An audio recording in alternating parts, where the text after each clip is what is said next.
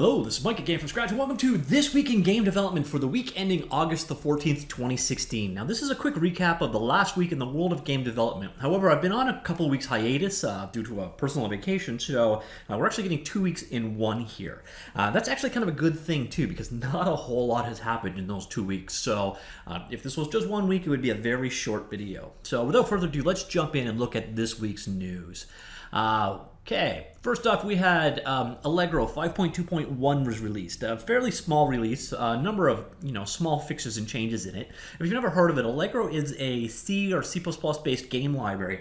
It actually goes back to very, very early days. It's from, I think it's either the Amiga or the Atari ST that this guy started, but it was actually one of the first libraries I got my start with when I was playing around back in the DOS days. So it's a kind of a library that I have a fondness for. And it was actually created by one of the guys that went on to work on the Microsoft XNA team, Sean Hargraves. So it's a very cool library. You should probably check it out. It's a lot like SFML or SDL in scope.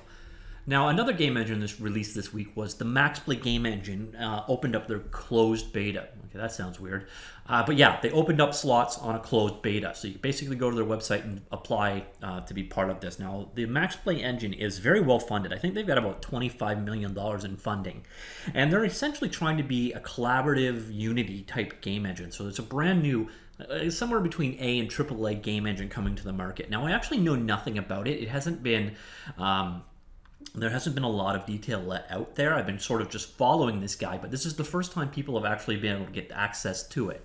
So if you're interested, they are taking beta applications right now. Another game engine released this week was the release of the 4.13 preview for Unreal Engine. Again, you know what? There's more incremental changes in this guy than we're seeing in a traditional, say, Unity patch. Advancements to the sequencer, which is their new timeline tool, and then new things such as the physical animation component, which allows you to drive skeletal animation through physical motors, pose driver animation. So we got a lot of new stuff coming in from the animation side of things, but there's a ton of new functionality in this actual preview. Now, keep in mind though, it is a preview, so do expect bugs and warts and all of that stuff. Or you can wait a month or two and get the final release. Now, one of the guys that's going to dominate these news stories is the Godot engine. I'm a huge fan of the Godot engine. If you've never heard of it, it's a 2D, 3D, open source, MIT-based licensed game engine.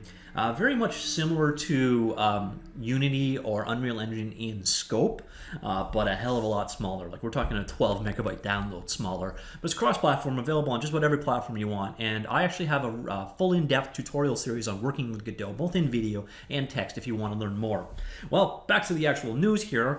They just released a preview version of their scripting, visual scripting program. So it's kind of like blueprints in Unreal Engine, or I think they call it Flowgraph. I might be making that one up, but in CryEngine. So this visual node-based graph drawing programming interface, it's kind of, you can see it in, there's what one would look like.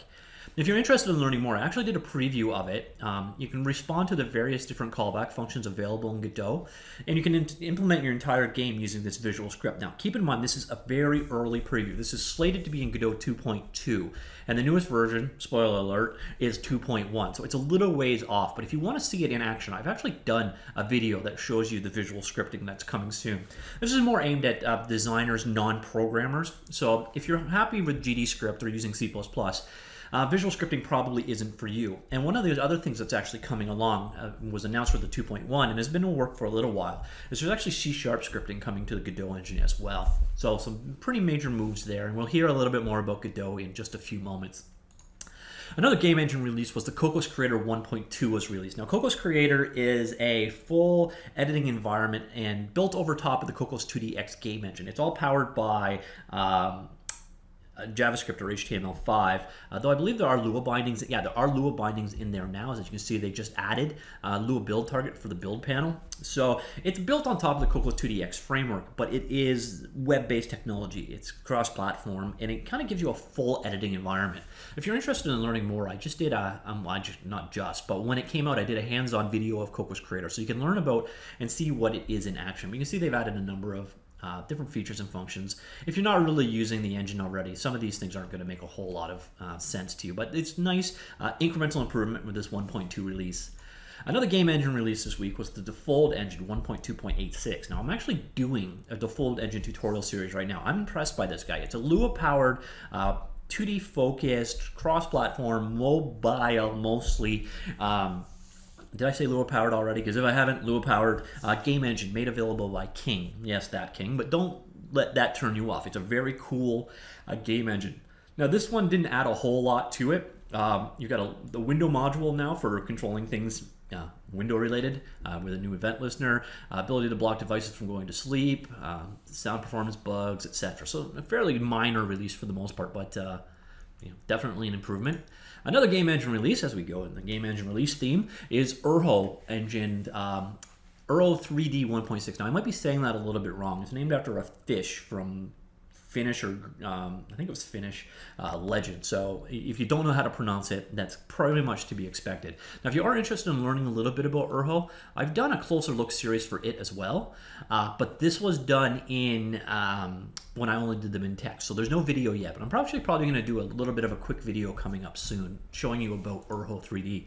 But this release is, Urho itself is a 2D/3D game engine, MIT licensed, written in C++, but your programming is done in AngelScript, but they're moving towards other languages, I believe. So there are new language bindings in there, and they've also just added C++ bindings. So if you want to script in C++, I suppose now you can. I'm not really sure I understand why you'd want to, but you can. And you can see there's a ton of small fixes in this guy. Now, one of the things you may have actually already used Urho 3D without knowing it is this is actually the underlying engine behind the, why is my brain failing me? There we go. Behind the Atomic game engine. So if you actually want to get an idea, this Atomic game engine built on top of the Urho source base and improved the editor, created a much smoother interface for the editor, to be honest. There is an editor for Urho, but the Atomic one is much more polished. But they're basically based on the same underlying technology. So if you've worked with Atomic, you've got a pretty good idea of what Urho has going. If you haven't, I have done a closer look as part of the Closer Look Game Engine Review series. So that's Urho 3D. Now, one of the big parts of this release, of course, is the PBR, physically based rendering shaders have been added. This is pretty much the new sexy thing in 3D game engine. So nice to see that support added. Now, probably the biggie for most of you this week, and I already actually covered off in a detailed video, but the Godot engine 2.1 was released. Now, I'm not going to go into a lot of detail about the new functionality. You can see the various pieces that were added here, but this is really a usability fix or usability release. It's all about polish, and they sure did. They added a lot of really nice to have stuff in there. Things like right-click menu, drag and drop, a better code editing experience, the ability to customize everything. They also added an asset store, which is mostly empty right now, but you're going to have a Unity asset store type functionality coming to Godot. Once in Godot, you're just going to need to start adding stuff to it. And one thing I really like is they added high DPI and Retina support. So on my laptop screen, it doesn't look hideous now.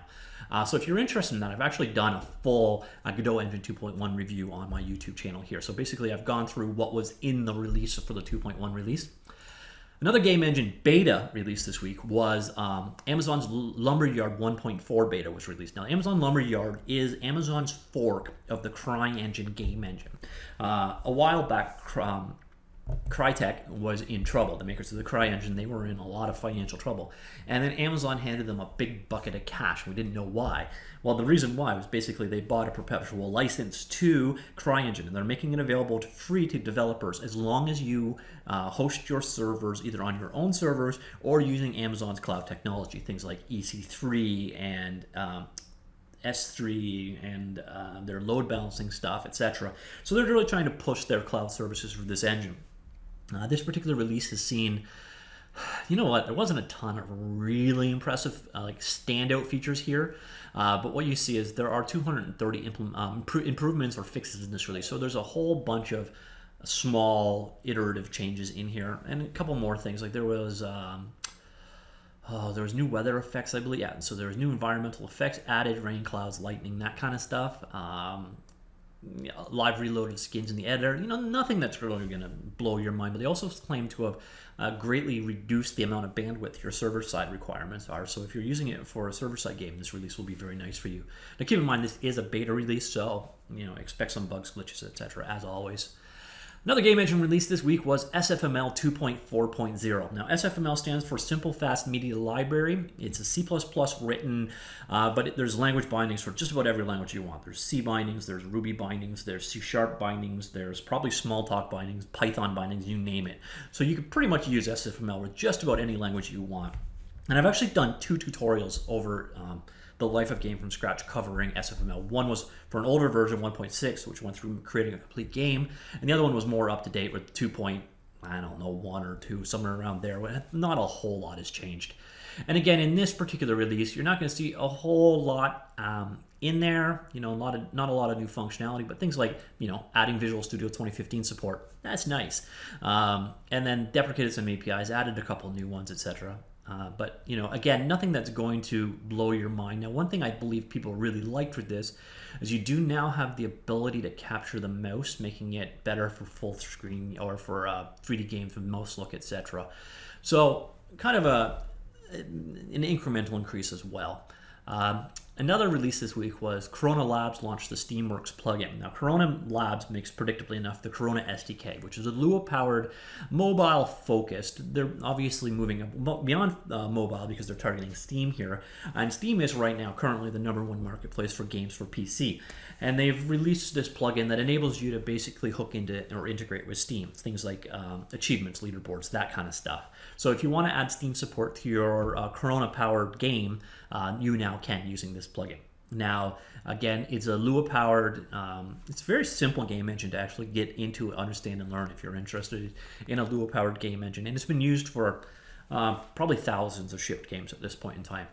And the final release of the week was just last Thursday, I think it was. Unity 5.4.0 P1 patch was released. And it's mostly bug fixes, to be honest.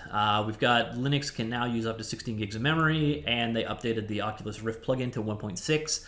Other than that, it is primarily bug fixes. But there's a fair number of them. A lot of them in the IL to CPP compiler, which is their intermediate language, basically the bytecode that C# compiles down to C++ compiler, so that you can compile for native. It's what they use, but they're now moving towards C#6, so it'll be interesting to see how that changes and how things change in the IL to CPP front. But you can see there's a lot of various little bug fixes there to basically make it work better. Not a ton to this release, but again, it's just a small patch. And if you want it, it is available, linked down right here. And that was it for the last couple weeks. Now, sorry for the week off. Like I said, I was away on vacation, but we should be back to normal. And unfortunately, it's still the summer, and we're still seeing summer schedule releases, so there's not a whole lot of news happening. So hopefully you'll hear me again next week, and worst case scenario, I'll save it for the week after if there's only 1 or 2 news items. But again, if you do enjoy this, I do these theoretically every week as long as there is some news and that I'm actually home. If you do like this video, please do click like. It helps me a lot. And if you want to see more of these in the future, please do click subscribe. I do this and all kinds of similar content, tutorials, reviews, you name it, all about the world of game development all the time. So hope you enjoyed that. See you all later. Goodbye.